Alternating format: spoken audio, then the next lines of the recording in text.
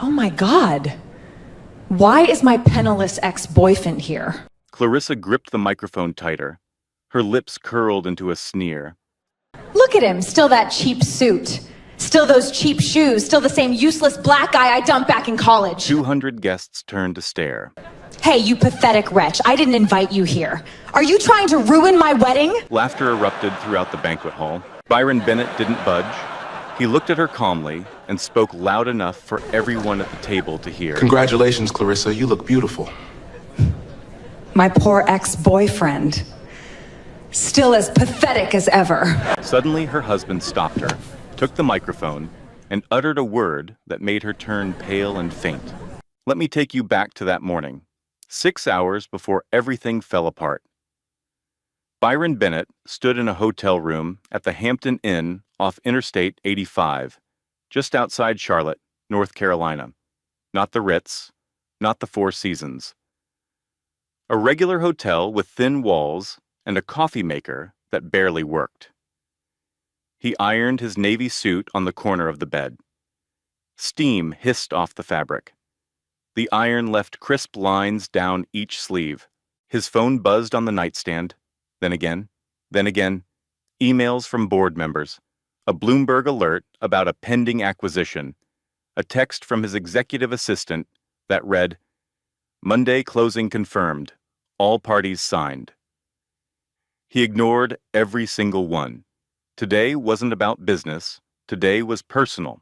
Byron hadn't seen Clarissa Davis in 8 years.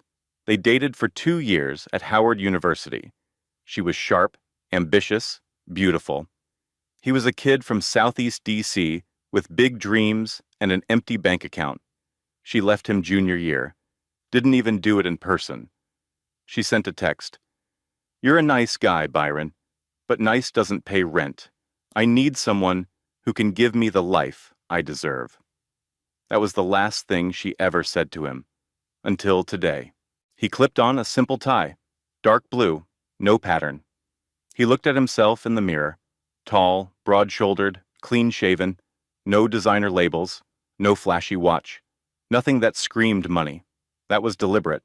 He was here because the groom, Tyler Anderson, had personally invited him. Tyler was a senior VP at Ridgeline Freight, a mid-sized logistics company based in Charlotte. What Tyler knew, and what Clarissa did not, was that Byron's firm, Pinnacle Capital Group, was acquiring Ridgeline in a deal worth $300 million. As of Monday morning, Byron would be Tyler's boss. But Byron didn't come to make a scene. He came because Tyler asked, and Byron respected Tyler. He grabbed his room key and headed for the door. Now let me tell you about this wedding venue. Because it matters. The Belmont Country Club sat on 40 acres of manicured land west of Charlotte. Magnolia trees lined the entrance. Valets in white gloves opened car doors. The guest list leaned wealthy, connected, and overwhelmingly white. Byron pulled up in a rented sedan. Not a limousine. Not the black Escalade his driver usually took him around in. A rental. He stepped out and adjusted his jacket. The Carolina sun hit the back of his neck. Humidity clung to everything. The smell of fresh-cut grass, mixed with expensive perfume, drifting from the entrance. He was one of maybe 5 black faces in a crowd of 200. His mother, Denise Bennett, stepped out of the passenger side. 63 years old, retired schoolteacher from D.C. She wore a lavender dress she'd picked out 3 weeks ago. Her silver earrings caught the light. She looked at the country club and said quietly, "Fancy place." Byron smiled. "You deserve fancy, Mom." She straightened his tie. "You sure about this?" "I'm sure." "That girl broke your heart, baby." "That was a long time ago." Denise studied his face. Then she nodded. "All right, but you don't run from your past. You walk right through it, head high." They walked in together. At the entrance, Greg Davis, Clarissa's father, stood greeting guests like a small-town mayor running for re-election. Big handshake, big smile, loud voice. When Byron and Denise approached, the smile stiffened. Greg looked Byron up and down, slowly, the way you look at something stuck to your shoe. And you are? They'd met before. Twice. Greg knew exactly who Byron was. Byron Bennett, friend of the groom. Greg didn't extend his hand. He just nodded toward the ballroom. Tables are inside. No welcome, no warmth, just a nod. Denise watched Greg walk away. She said nothing, but her jaw tightened. Inside the ballroom, a hostess guided them to their seats. Table 12.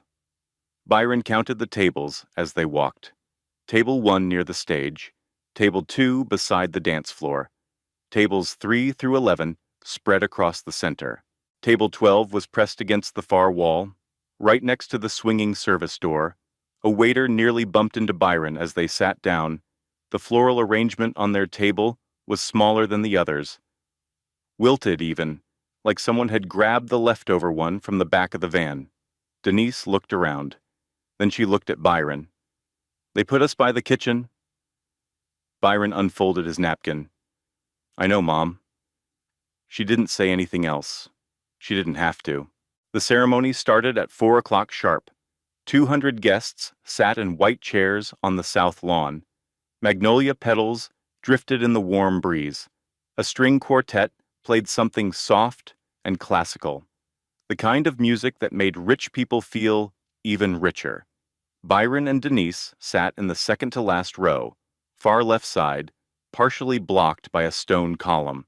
Nobody had directed them there. They just knew. Clarissa appeared at the end of the aisle. White Vera Wang gown, cathedral-length veil. Bouquet of white roses so perfect they almost looked fake. She floated forward on Greg's arm like she owned every square inch of that lawn. And maybe she did. Tyler stood at the altar, clean-cut, nervous, smiling. He looked like a man who couldn't believe his luck. The officiant spoke. The rings were exchanged. Then came the vows. Tyler went first. His were simple, honest. He talked about partnership and growing old together. A few guests dabbed their eyes. Then Clarissa took the microphone. She started sweet. She thanked her parents. She thanked the bridal party. She called Tyler the answer to every prayer I ever whispered. Then her voice shifted. I spent my 20s learning what love isn't, she said. Her eyes drifted, just for a second, toward Byron's row. I kissed frogs. I wasted years on men who couldn't even buy me dinner, let alone build me a future. A few guests chuckled. But God is faithful. He removed the wrong ones so the right one could find me. She looked straight at Tyler, but her words were aimed at the second-to-last row. Byron's face didn't change. Denise's hand found his knee under the chair. The ceremony ended. Guests stood and applauded. Clarissa and Tyler walked back up the aisle, showered in petals. As they passed Byron's row, Clarissa glanced sideways. She didn't smile. She smirked, like a woman who wanted to make sure he saw exactly what he lost. Byron clapped politely. Denise didn't. Cocktail hour was held in the garden terrace. White lanterns hung from oak trees. A jazz trio played near the bar. Waiters in black vests glided through the crowd, carrying silver trays of champagne and shrimp cocktail. Byron stood near the edge of the terrace, quiet, holding a glass of water, watching the crowd do what crowds do, laugh too loud, drink too fast, compete over who knew the couple best. Denise had gone to the restroom. He was alone. That's when Clarissa found him. She came with her full bridal party. 4 women in matching sage green dresses, hair pinned up, heels clicking on the stone patio. They moved like a pack. Clarissa stopped right in front of Byron, close enough that he could smell the champagne on her breath. Oh, Byron. She tilted her head. I honestly didn't think you'd show up. That's so brave of you. He nodded. It was a beautiful ceremony, Clarissa. She turned to her bridesmaids. Ladies, this is Byron, my college ex. She paused. Let the word hang. Sweet guy, just, you know. She waved her hand vaguely. The gesture said everything her mouth didn't. One bridesmaid, tall, blonde, holding a champagne flute like a scepter, looked Byron up and down. He's cute, but he looks like he took the bus here. They all laughed. Clarissa leaned in slightly. So, what are you doing with yourself these days, Byron? Still figuring it out? I work in finance. Her eyebrows shot up, then she grinned. The kind of grin that's really a knife. Finance? Like at a bank branch? A teller window? More laughter. Louder this time. Rachel Moore, the maid of honor, had her phone out. She was filming, not hiding it, just holding it up like this was content. Byron didn't blink. Something like that. Clarissa patted his shoulder. The way you pat a dog you feel sorry for. Good for you, Byron. Honestly, good for you. She turned and walked away. Her bridesmaids followed. One of them looked back and mouthed the word, "Yikes," to another. Byron took a sip of water. His hand was steady. His face revealed nothing. But if you looked closely, very closely, you'd notice his thumb pressing hard into the side of the glass, hard enough to turn the knuckle white. He didn't get a break. 10 minutes later, Greg Davis appeared at the bar, bourbon in hand, tie loosened, face flushed red from alcohol and self-importance. He leaned on the bar next to Byron, too close, the kind of closeness that wasn't friendly. It was territorial. Byron, Greg swirled his glass. Gotta be honest with you, son. I was real surprised to see your name on that guest list. Tyler invited me. Greg snorted. Tyler's a nice kid. Probably felt sorry for you. He took a long sip. Can't blame him. You do look a little lost out here. Byron said nothing. Greg leaned closer. His breath smelled like oak and ego. Let me give you some free advice. Enjoy the open bar while it lasts. Have some cake. But don't stay too long. He looked around the terrace, then back at Byron.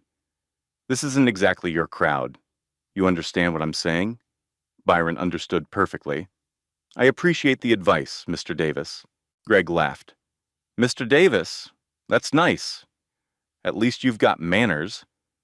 He looked at Byron's suit, squinted, reached out and pinched the lapel between his fingers, like he was inspecting fabric at a discount store.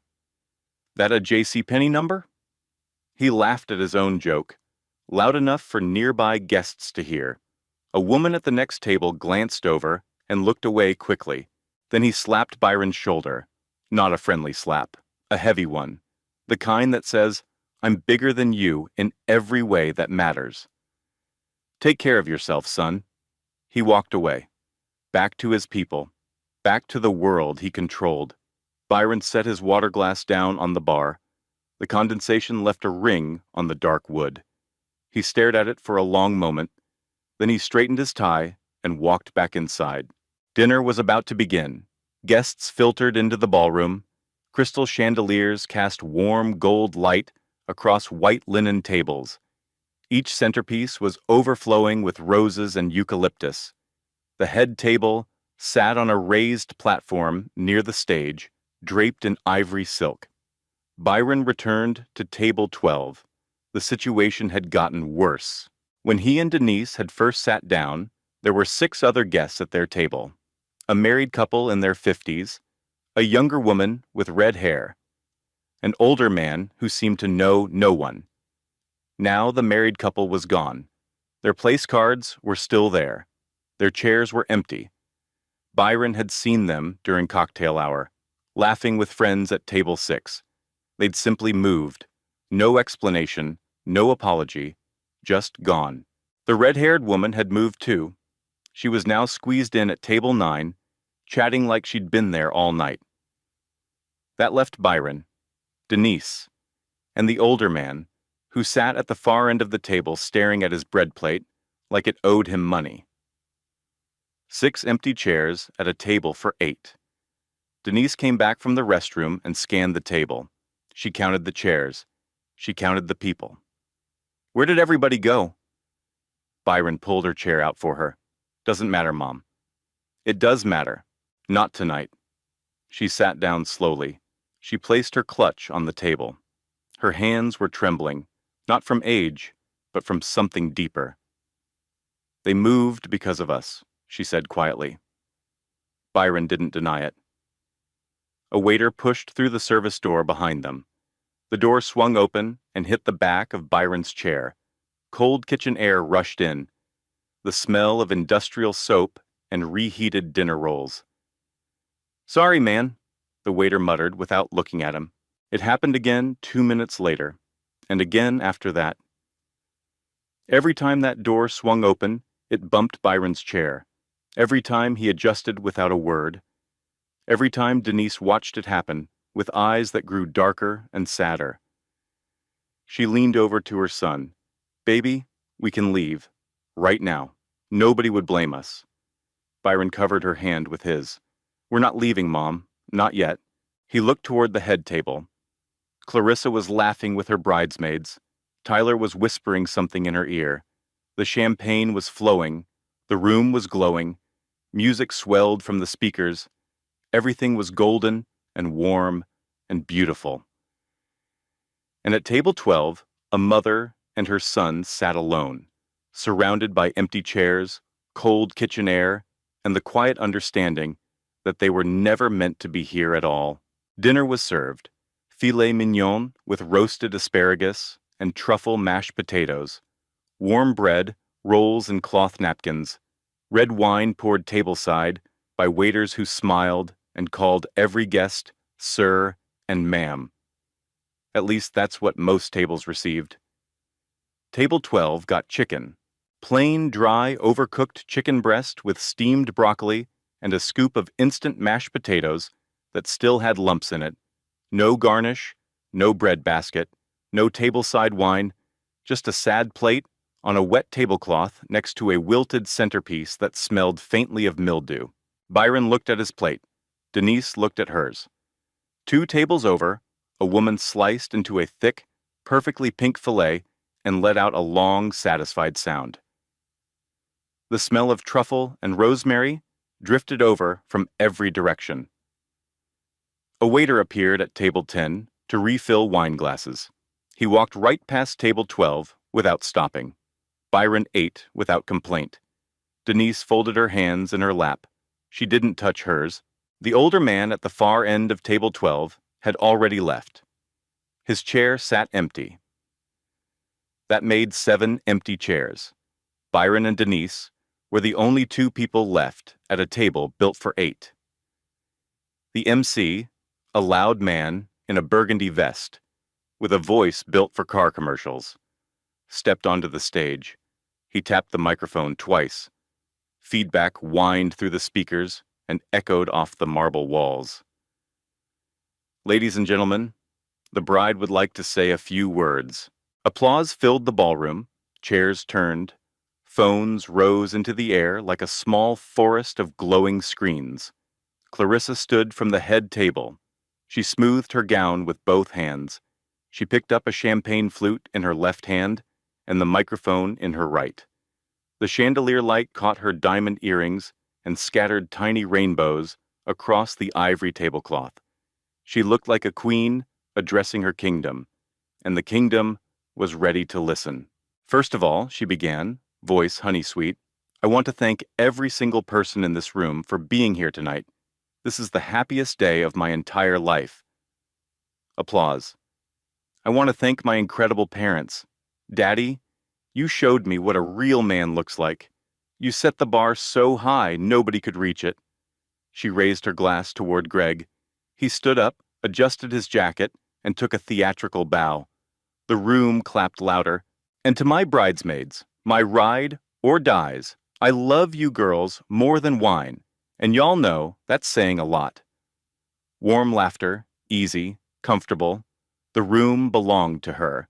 Then the tone shifted, like a song changing key in the middle of a verse.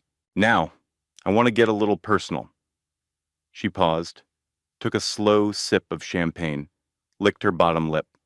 "I spent most of my 20s making mistakes, big ones. I dated men who had loud mouths and empty pockets. Men who promised me the world over a plate of 10-cent ramen noodles in a cockroach apartment.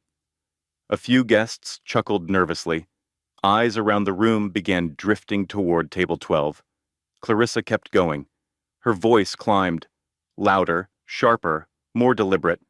I remember sitting in a tiny apartment in college, roaches crawling in the sink, power getting cut off every other month, water so cold you could see your breath in the shower. Listening to this guy tell me he was going to be somebody, going to be rich one day, going to change the whole world. She shook her head slowly, and I believed him. Can you imagine? I actually sat on that stained futon and believed every single word. The laughter grew. Not warm anymore. Pointed. Aimed. Well, she smiled wide, teeth gleaming. I looked across this room tonight, and I saw that exact same guy. Same cheap suit. Same empty promises. Same sad little dreams. She paused. 3 full seconds of silence. The air conditioning hummed. A fork clinked somewhere. Nobody breathed. And you know what I realized? Some people never change. Some people are still eating ramen. The room exploded. 200 people laughing at once. The sound bounced off the crystal chandeliers. It echoed off the marble floor. It rolled across every table, like thunder that wouldn't stop. Every single eye turned to table 12. Byron sat perfectly still, fork down, hands flat on the tablecloth, face carved from stone. Denise stared straight ahead. Her bottom lip trembled. A single tear slid down her cheek and dropped onto her lavender dress. Then another. Then another. Tiny dark circles blooming across the fabric like bruises. Clarissa was not done. She raised her champagne glass high above her head. The crystal caught every light in the room. She aimed it directly at Byron's table, like a weapon dressed in glass. To Byron, my sweet, broke, hopeless, pathetic ex-boyfriend. Her voice was theatrical now, performing for 200 guests, hanging on every word. Thank you for teaching me exactly what I didn't want in a man. Thank you for being the rock bottom that made me reach for the stars. She tilted the glass toward him, a toast, a salute, a public execution, wrapped in a wedding speech. To settling down, and never, ever settling again. The ballroom erupted, clapping, cheering, whistling. Someone at table 4 slammed their palm on the table so hard the silverware jumped. Rachel Moore stood 3 feet from the head table, phone locked on Byron's face, recording every frame. Byron did not move. He absorbed every word the way a wall absorbs rain. But behind his eyes, something deep and heavy was gathering. Denise was shaking now. She reached for a napkin, but her hand trembled so badly she knocked over her water glass. Ice water spilled across the table, soaking the wilted flowers, dripping off the edge onto the marble floor. Nobody came over. Nobody handed her a napkin. Nobody asked if she was okay. Then Greg stood up, drunk, face red as a fire hydrant, tie yanked completely loose, hanging crooked off his neck. Sweat glistened on his forehead. He cupped both hands around his mouth like a megaphone and shouted across the ballroom, "Hey, Byron." The laughter dimmed, just enough to let his voice cut through. "Don't sweat it, son. There's a Greyhound station 2 miles east. You can still catch the 9 o'clock bus back to whatever little hole you crawled out of." Laughter, hard, loud, not from everyone, but enough that it felt like the whole room agreed. A man at table 5 raised his bourbon glass. "Somebody call this man an Uber." More laughter. A woman's voice near the bar. "Make sure it's the economy option." Another voice further back. "Pool ride." It was spreading. Joke after joke after joke. Each one louder than the last. Each one crueler. Each one aimed directly at the man sitting alone with his crying mother at a table nobody wanted. The ballroom had become an arena, and Byron Bennett was the show. Tyler sat at the head table with his jaw locked tight. He leaned into Clarissa and whispered something sharp. She didn't even look at him. She waved her hand like she was brushing away a fly. She was riding the high, the applause, the power of making an entire room laugh at someone she once said she loved. Byron scanned the ballroom one last time. Some faces were laughing wide. Some were recording on phones, tilting screens for better angles. A few looked uncomfortable. One woman near table 8 had her hand over her mouth, eyes wide, but she said nothing. None of them did. Not one person in 200 stood up. Not one person said stop. He looked at his mother. Denise had her eyes closed. Her lips were moving without sound. She was praying. Right there at table 12, next to the kitchen door, in a room full of people laughing at her only son, this 63-year-old retired school teacher from Southeast D.C. was praying. Something shifted behind Byron's eyes. Not anger, something colder, quieter. The kind of shift that happens when a man who has been patient his entire life arrives at the exact place where patience ends and a decision begins. He reached into his jacket pocket. Slowly, under the table where nobody could see, he pulled out his phone, opened a text thread, typed 4 words, hit send. The narrator doesn't tell you what those 4 words said. Not yet. He slid the phone back. He picked up a clean napkin and gently, so gently, pressed it against his mother's cheek. He caught each tear the way you catch something precious, something fragile, something the world doesn't deserve to break. "It's almost over, Mom," he whispered. She opened her eyes, looked at him. "What do you mean?" He didn't answer. He just straightened his tie. The same navy tie he'd ironed that morning at the Hampton Inn with thin walls and a coffee maker that barely worked. And he waited. Up on the stage, Clarissa was still glowing, still laughing, still holding the microphone like she'd just delivered the greatest performance of her life. She had no idea what was coming next. The applause for Clarissa's toast was still echoing when Tyler Anderson pushed his chair back. The legs scraped against the marble floor. The sound cut through the laughter like a blade. He stood up slowly. He didn't smile. He didn't look at his bride. He reached across the head table and picked up the microphone. His hand was steady, but his jaw was tight. A vein pulsed on the side of his neck. The MC stepped forward. "Tyler, did you want to—" "I've got it." The room quieted. In patches. Tables near the front went silent first, then the middle, then the back. Within 10 seconds, 200 people were staring at the groom. Clarissa touched his arm. "Babe, what are you doing?" He didn't answer her. "I had an announcement planned for tonight," Tyler said into the microphone. His voice was calm but heavy. "I was going to save it for after the cake. But after what just happened in this room, I think now is a better time." He turned, slowly, deliberately, toward table 12. "Most of you know I work at Ridgeline Freight. 11 years. It's my career. It's my life." He swallowed hard. "What most of you don't know is that for the past 14 months, Ridgeline has been in acquisition talks. A deal worth $300 million. A deal that saves 2,000 jobs across 6 states. A deal that closes Monday morning." Murmurs rippled through the crowd. Guests leaned forward. Forks froze midair. "I want to introduce the man who made this deal possible.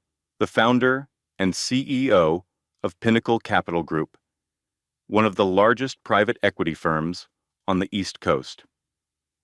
He raised his hand and pointed directly at table 12, at the man sitting next to the kitchen door with his mother. "Byron Bennett, my boss, as of Monday morning." The ballroom didn't gasp. It inhaled. 200 people sucked in air at the same moment, and the room held it like a lung that forgot how to exhale. Then the silence cracked open, whispers first, then full voices overlapping. "Wait, what? Pinnacle Capital? That's a $2 billion firm. Are you serious? Oh my God!" James Caldwell, Ridgeline's current CEO, seated at table 3, stood up. He buttoned his jacket and spoke clearly. Tyler's right. Byron's firm is acquiring us. That man is about to become the most important person in this building. The murmurs became a roar. Clarissa's champagne glass slipped from her fingers. It bounced once on the tablecloth and rolled off the edge, shattering on the marble floor. In that moment, the small sound hit like a gunshot. Her face drained of color. Every ounce of blush, every layer of bronzer, every carefully applied shade of confidence, gone. What was left was paper white, ghost white. Her mouth opened. No sound came out. Then a whisper. What? She looked at Tyler. He didn't look back. She looked at her bridesmaids. They looked at the floor. She looked at her father. Greg Davis sat frozen in his chair, his bourbon glass tilted at an angle, amber liquid pooling slowly across the white tablecloth. His face had gone from red to gray in 5 seconds. The man who told Byron, "This isn't your crowd, just learn the crowd belonged to Byron all along." Because it did. Clarissa's knees buckled. Her eyes rolled back. She collapsed sideways, veil crumpling, train folding underneath her, one heel catching the edge of the chair. She fainted right there at the head table, champagne pooling on one side, broken glass on the other, 200 phones pointing at her from every angle. Rachel Moore was still recording. She hadn't stopped once. Bridesmaids rushed forward. Someone shouted for water. Someone called for a doctor. The MC fumbled with the microphone stand. The jazz band stopped mid-note, instruments hanging in the air. Celebration had become chaos in under 60 seconds. And at table 12, Byron Bennett stood up. He didn't rush. He didn't shout. He didn't raise a fist or point a finger.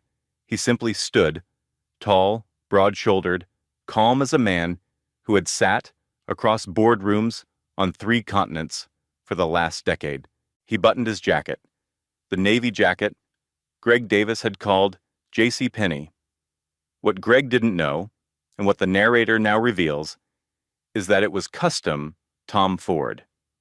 Hand-stitched in Manhattan. Byron just never wore labels on the outside. He never needed to. He looked across the ballroom at Tyler and nodded once, a nod between 2 men who understood each other. "Tyler," he said. His voice was quiet, but it reached every corner of that silent room. "I came tonight as your friend. That hasn't changed." Tyler nodded back. His eyes were wet. Byron turned to the room. 200 faces stared at him. Some were pale, some were red, some couldn't meet his eyes. The woman at table 8, who had covered her mouth earlier, was crying now. "I don't need anyone in this room to feel sorry for me," he said. "I never did." He reached down and took his mother's hand. Denise stood up beside him. She straightened her lavender dress. She lifted her chin. She held her son's arm the way a queen holds the arm of a king. They walked toward the exit together. Denise's heels clicked on the marble. Every step echoed. Nobody spoke. Nobody laughed. Nobody moved. At the door, Byron stopped. He turned back one last time. He looked at the ballroom, the chandeliers, the roses, the overturned champagne, the woman on the floor, the 200 people frozen in their guilt. "Enjoy the rest of your evening," he said. Then he walked out. Clarissa came to on the floor of the ballroom. Her veil was twisted around her neck. Her mascara had streaked down both cheeks in dark, jagged lines. One of her diamond earrings was missing. It had bounced under the head table when she fell. A bridesmaid was fanning her face with a cloth napkin. Another was holding a glass of water that shook in her hand. The first thing Clarissa saw when she opened her eyes was 200 faces staring down at her. Not laughing anymore, not cheering, just staring. The way people stare at a car wreck on the highway.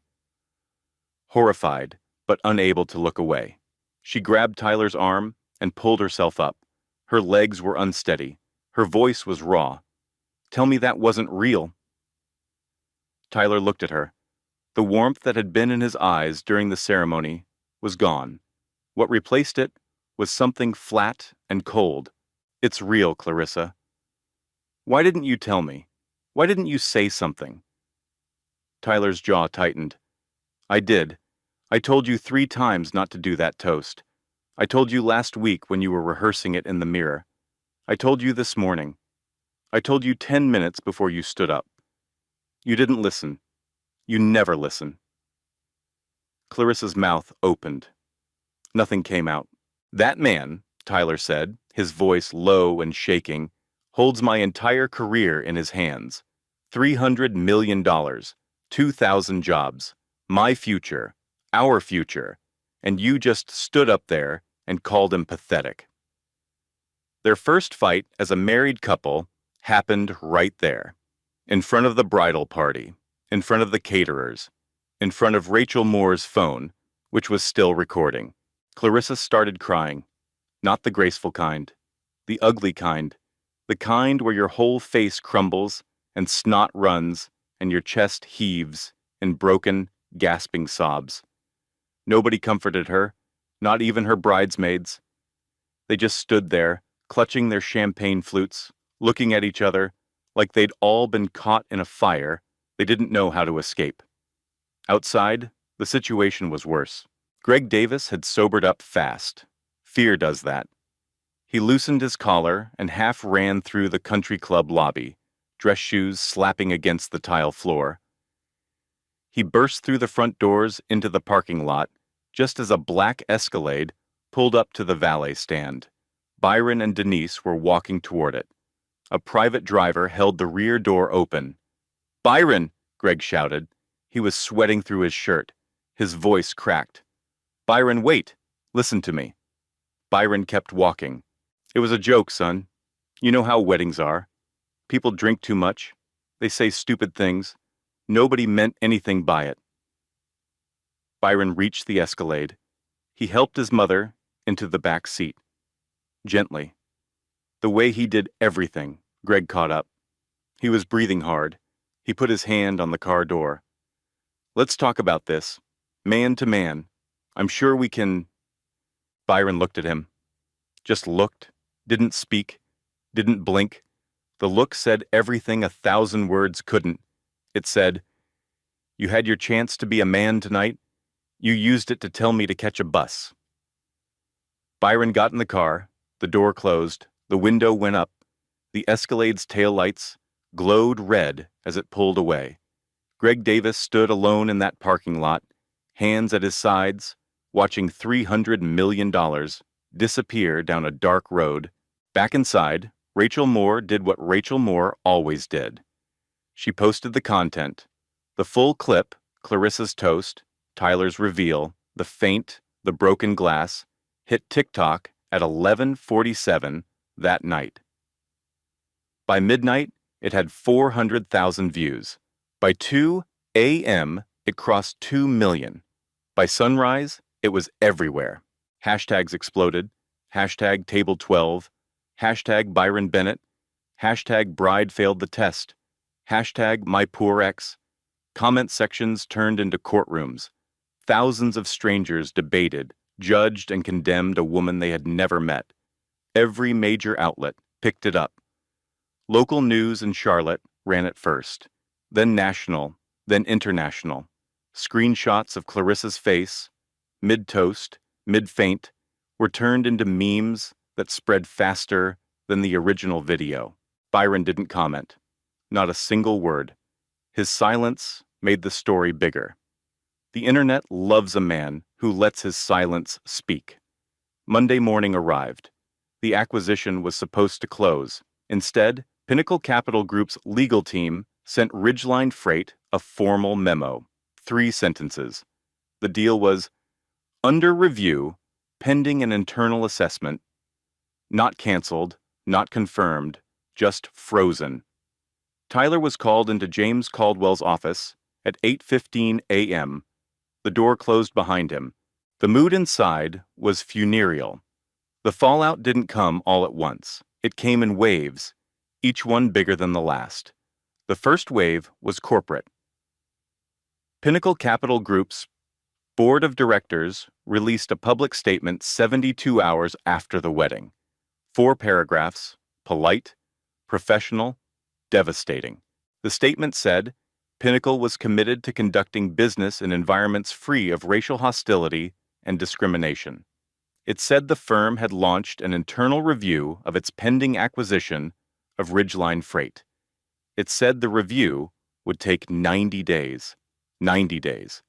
In business, that's not a pause. That's a death sentence in slow motion. Ridgeline stock dropped 11% the day the statement went public. By the end of the week, it had fallen 18%. Investors called emergency meetings. Board members drafted contingency plans.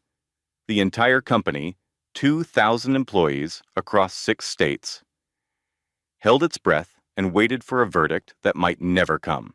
Tyler Anderson was quietly reassigned, not fired. That would have been too clean. Instead, he was moved from senior VP to a regional logistics role in a satellite office 40 minutes outside Charlotte. Same salary, half the responsibility, 0 respect. His colleagues avoided him in the hallway. His name was removed from the company's leadership page. In meetings, people looked through him like he was made of glass. The man who had been on track to become Ridgeline's next CEO was now invisible inside his own company.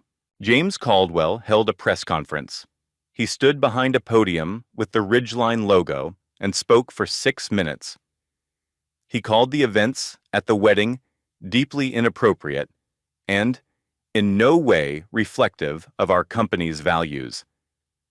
He distanced Ridgeline from the Davis family. He used the phrase "zero tolerance" 3 times.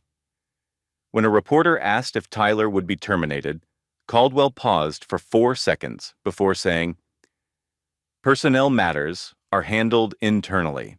That pause told the world everything it needed to know. The second wave was personal, and it hit Clarissa hardest. Her employer, a boutique PR firm in Charlotte called Sterling and Associates, terminated her contract the Tuesday after the video went viral. The irony was so thick you could choke on it. A public relations professional who had destroyed her own public image in under 3 minutes. Sterling released a 1-sentence statement. "We wish Clarissa well in her future endeavors." Corporate language for, "Don't call us. Don't ever mention you worked here." Clarissa tried to fight back. She recorded a tearful apology video in her living room. Soft lighting. No makeup. Hair pulled back. She sat on a cream-colored couch and spoke directly into the camera. She said she was sorry. She said she'd been drinking. She said it was a joke that went too far. She said she wasn't a racist. She said she hoped Byron could forgive her.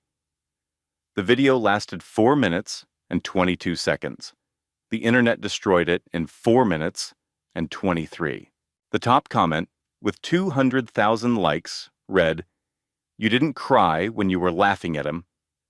Another, "She's not sorry she did it. She's sorry everyone saw." Another, "This isn't an apology. This is damage control."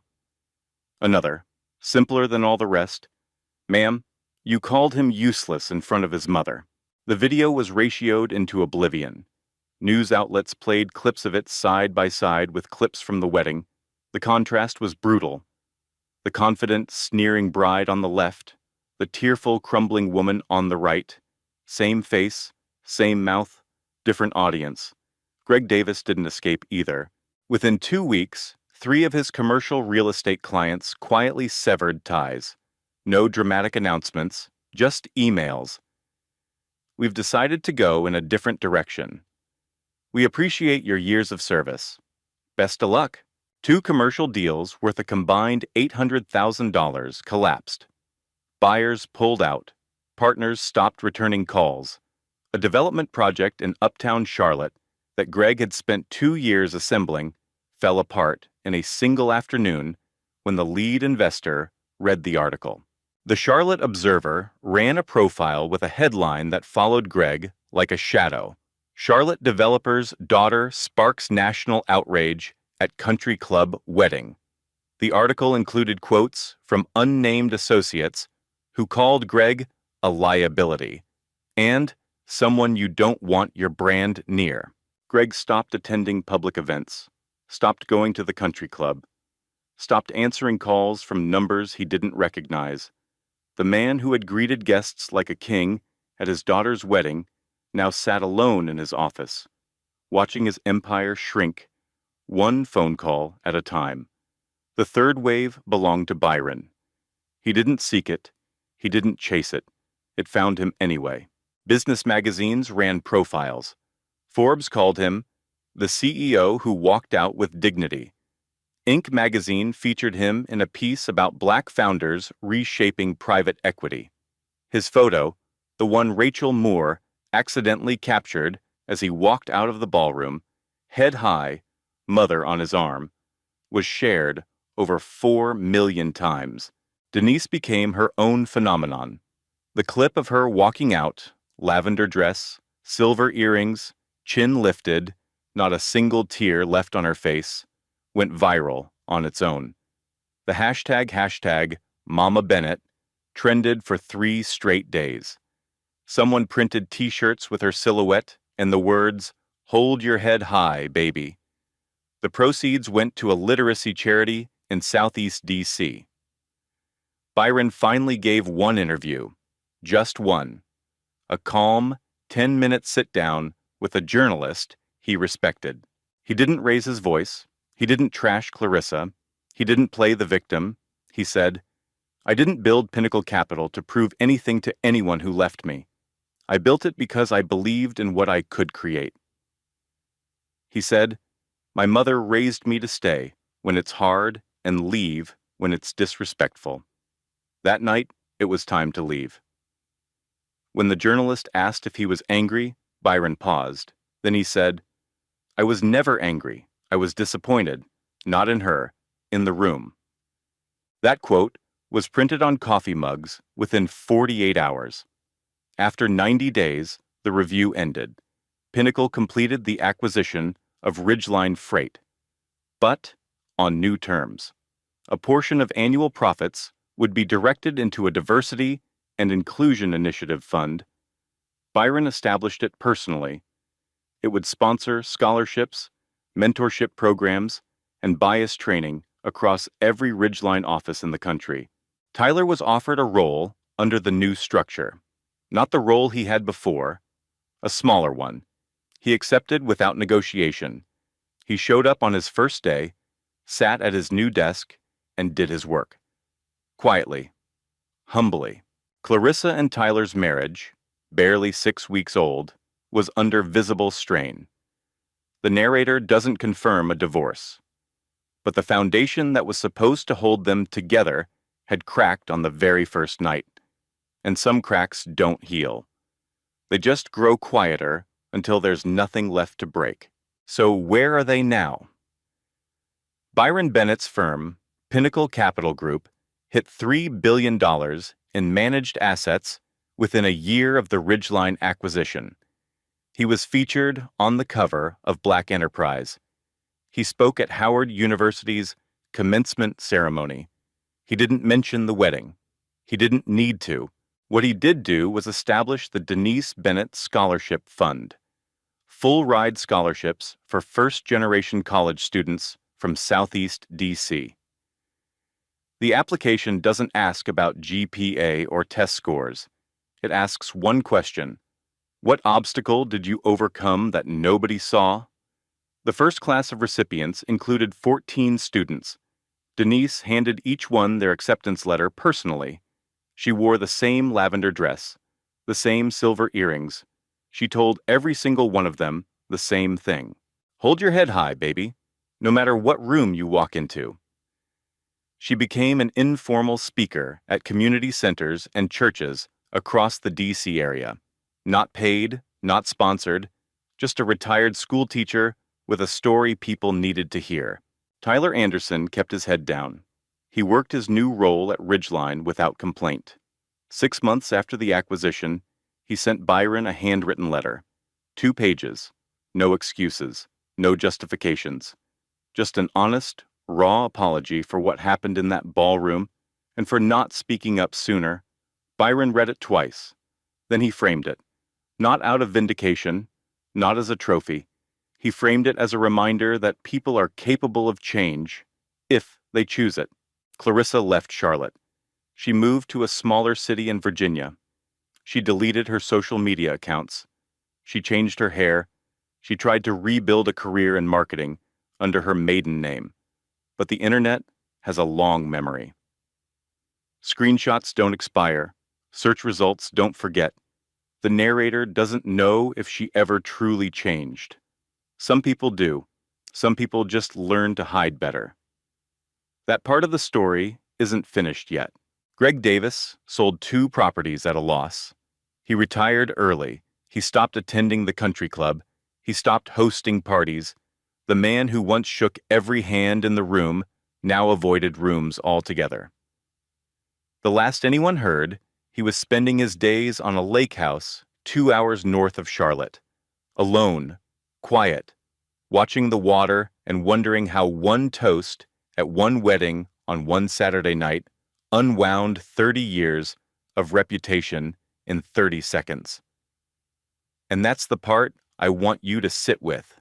Because the real villain of this story wasn't just Clarissa. It wasn't just Greg. It was the 200 people who sat in that ballroom and laughed along. The ones who recorded on their phones instead of speaking up. The ones who saw a mother crying at a table by the kitchen and decided it wasn't their problem. Silence isn't neutral. Silence is a choice. And when you choose silence in the face of cruelty, you're not staying out of it. You're siding with the person holding the microphone. Byron didn't win because he was rich. He won because he knew exactly who he was before he walked into that room. The money didn't give him dignity. His mother did. His character did. The years of building something real when nobody was watching. That's what gave him the power to sit at table 12, endure every insult, and walk out with his head held high. Dignity is not something anyone can take from you. Not with words, not with laughter, not with a toast in front of 200 people. It's yours. It was always yours. So here's my question for you. If you were at that wedding, sitting at table 6 or table 9 or anywhere in that ballroom, would you have laughed along? Would you have stayed quiet? Or would you have been the one person in 200 to stand up and say, "That's enough"? Drop your answer in the comments. I want to know. And if this story hit you the way it hit me, smash that like button, share it with someone who needs to hear it, and subscribe so you don't miss the next one. Because we're not done telling these stories. Not even close. Here's what I took from this. One person said something cruel, but 200 people laughed. And that's the part that shook you up tonight. Not the one person with the microphone, the 200 who thought it was entertainment. Because the cruelty doesn't survive alone. It needs an audience. It needs the people who clap, people who record, people who look away, people who think, that's not my problem. Every single person who laughs alone, who stays quiet, who watches someone get torn apart and does nothing. You are not innocent. You are part of it. So next time you are in that room, and there will be a next time, ask yourself, am I laughing because it's funny, or am I laughing because anyone else is?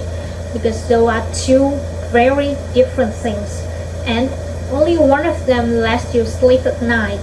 Be the one person who doesn't laugh. Be the one who say, that's enough. That's all it takes. One voice, one person, and the whole room changes. Like, share, and subscribe. Real stories, real justice every week.